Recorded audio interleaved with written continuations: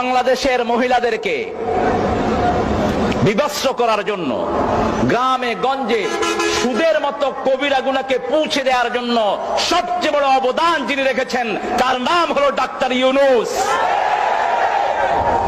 সুদ এত বেশি কোনো ব্যাংকে নাই যত বেশি গ্রামীণ ব্যাংকে, এবং এই সুদ দিয়ে তিনি মানুষের বাড়িঘর ভেঙে নিয়েছেন। এটার অসংখ্য নজির আছে।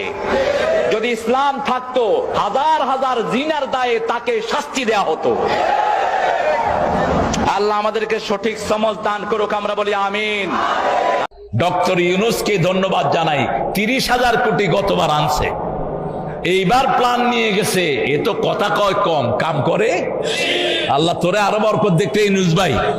ও কাগা, আল্লাহ তোরে বরকত দেখ। হে আমারে কাগা কই ডাকছে।